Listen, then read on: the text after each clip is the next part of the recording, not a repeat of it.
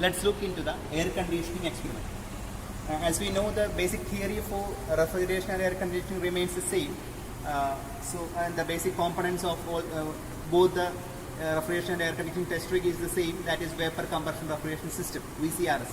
Now, so let's familiarize the parts, the components of air conditioning test rig first.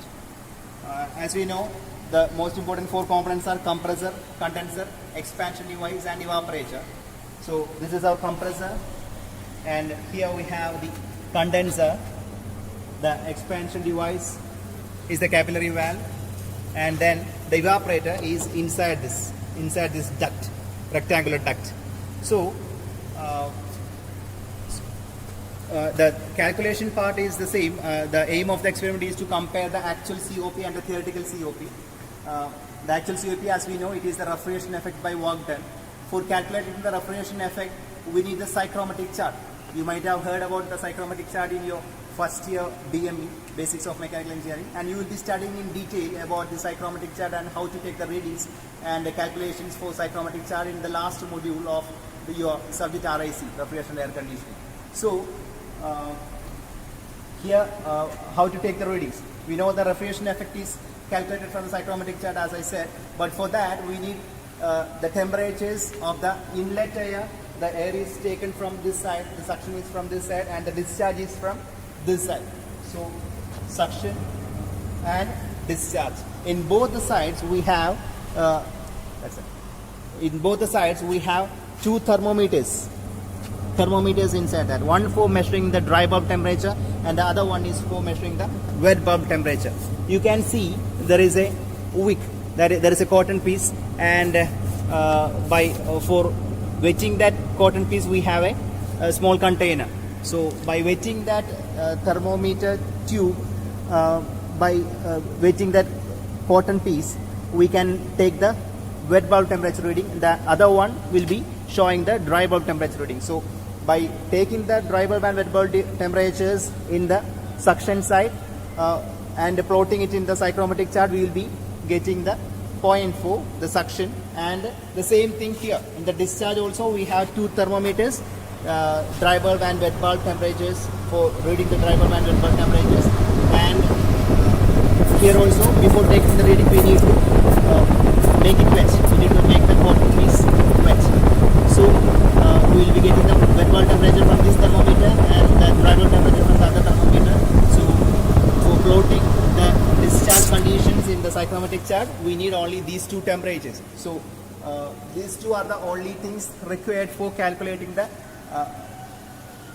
refrigeration effect for the actual COP. So refrigeration effect by calculating m dot A into HA1 minus HA2. That is a formula for finding out the enthalpy difference for the inlet and exit conditions. We need these four temperatures. That is dry bulb temperature and wet bulb temperature, both in inlet and exit side. So m dot into HA minus HA2, HA1 minus HA2. HA1 and HA2 are from psychrometric chart. M dot is the mass flow rate. The mass flow rate can be calculated by the formula rho AV, that is density into area into velocity. Area of this rectangular duct is given as the specifications. Density of air, we know that, and the last parameter that is required is the velocity. So for finding out the velocity, we make use of an anemometer and place it here. We place the anemometer here in the discharge.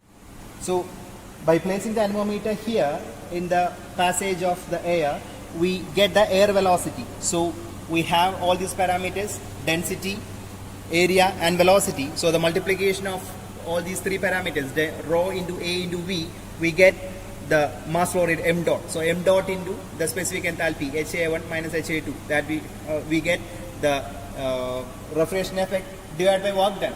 The calculation part of the work done is the same as that of the refrigerator, that is the work input to the compressor. So the work, as you know, the work input to the compressor is nothing but the electrical energy input. So that we can measure from the energy meter for the compressor. Energy meter for the compressor, we need to note down the time taken for the 5 rotations of this energy meter. So and by using the energy meter constant value, we have the formula available using the energy meter constant and the time taken for 5 revolutions of the energy meter, we can calculate the compressor work input. So the formula remains the same. The actual COP is equal to the refrigeration effect divided by work done. So that's how we calculate the actual COP. For finding out the theoretical COP, the procedure remains the same as that of the refrigeration test rig. That is H1 minus H4 by H2 minus H1. That is the pH chart. The H1, H4 and H2 values you will be getting from the pH chart. For marking these points 1, 2, 3 and 4, we need two parameters again. That is the suction pressure and the discharge pressure. Those pressures you can note down from here. So this will be reading the suction pressure and this will be reading this discharge pressure. So by knowing these two pressures and we assume the points as the inlet for compressor is the saturated in the saturated vapor line, and the inlet of this expansion device in the saturated liquid line. So likewise we can plot the points 1, 2, 3, 4. So from the pH chart we will be getting the enthalpy values, and by using the formula H1 minus H4 divided by H2 minus H1, you get the theoretical COP. So the aim of the experiment is to compare the actual COP and the theoretical COP. So this is how we do this air conditioning experiment. Thank you.